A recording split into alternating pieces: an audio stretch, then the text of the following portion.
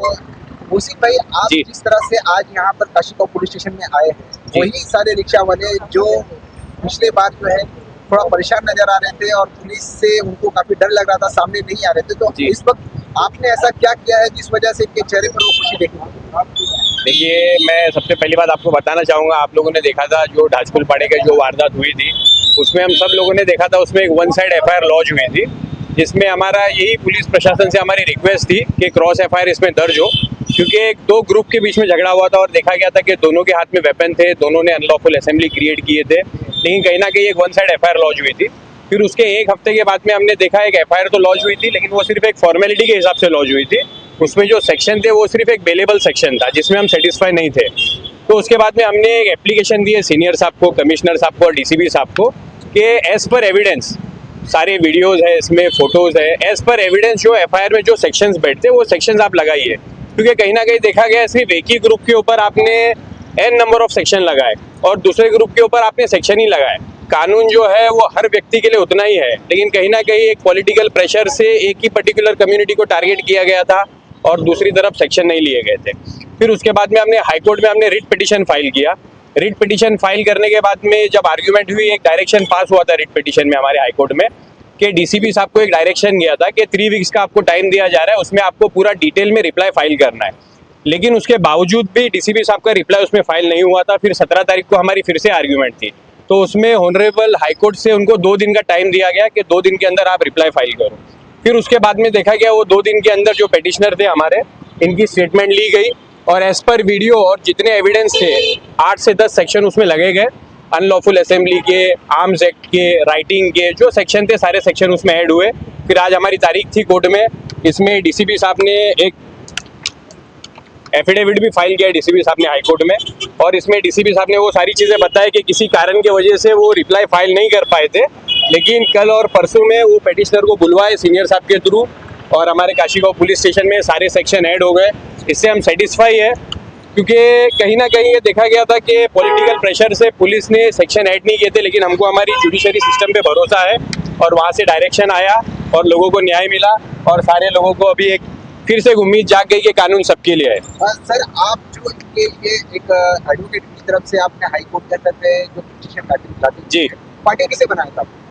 Party sir, उसमें हमने petitioner, तो जैसे मैंने आपको बोला पेटिशनर हम इसने बनाए थे, और उसके बाद में पार्टी हमने सीनियर साहब को हमने पार्टी बनाया था, DCP साहब को हमने पार्टी बनाया था और कमिश्नर साहब को हमने इसमें पार्टी बनाया था। तो हाईकोर्ट ने जो इस वक्त ऑर्डर दिया है, तो इससे क्या आप लोग संतुष्ट हैं? बिल्कुल बिल्कुल बिल्कुल बिल्कुल हम संतुष्ट हैं। जैसा कि मैंने आपको बताया, बीइंग ए कोर्ट ऑफिसर हमें हमारी जुडिशरी पे पूरा भरोसा है। देर सवेर थोड़ा वक्त लगा, 1 महीना गया, लेकिन देर सवेर सबको न्याय मिला, इससे हम बहुत खुश हैं। किसी की गिरफ्तारी हुई है? देखिए, अभी कल सारे सेक्शन ऐड हुए हैं। अब इसके बाद में हमें पुलिस प्रशासन ने हमें ये आश्वासन दिया है कि जैसे अभी कल परसों में सारे सेक्शन ऐड हुए हैं, इसके बाद हम जो भी आरोपी है सबको अरेस्ट करेंगे और तह तक जाएंगे इसके। सर, आप पुलिस से आखिरी जो है मैसेज पुलिस को क्या देंगे कि जिस तरह से पहले पुलिस ने कार्रवाई की, काश यही पहले की होती तो आज हाई कोर्ट तक नहीं जाना पड़ता? जी, पुलिस प्रशासन से मेरी यही रिक्वेस्ट है कि आप किसी भी पॉलिटिकल प्रेशर के दबाव पे आप काम मत कीजिए। जो लॉ एंड ऑर्डर के हिसाब से दोनों पार्टी को देखिए, जो एविडेंस मिलता है, जो सबूत मिलता है, जो सेक्शन लगाना चाहिए वो सेक्शन आप लगाइए। आप एक पर्टिकुलर कम्युनिटी को टारगेट मत कीजिए पॉलिटिकल प्रेशर पे।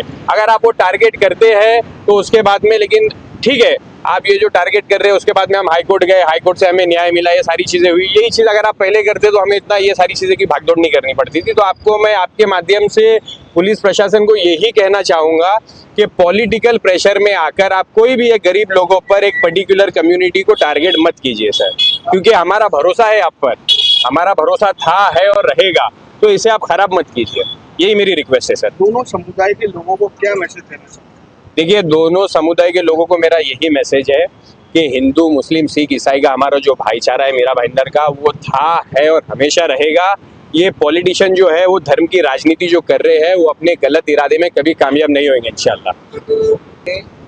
अपने एक कोर्ट के अंदर दरवाजा खटखटाया कोर्ट का, अगर ये हिम्मत आप नहीं करते तो क्या आपको लग रहा है कि ये पुलिस कार्रवाई करती इसी तरह से? नहीं सर, बिल्कुल नहीं करती, क्योंकि सर ये 21 अक्टूबर को जो लफड़ा हुआ था 2 ग्रुप के बीच में, जैसे कि मतलब मेरे कन्नौज वाले भी लोग थे, मैं भी कन्नौज का हूँ, और यहाँ के जो लोग थे रहने वाले, उन लोग के बीच में लफड़ा हुआ था। उन लोग के लफड़ा होने के बाद मतलब एक तरफा कार्रवाई हुई थी।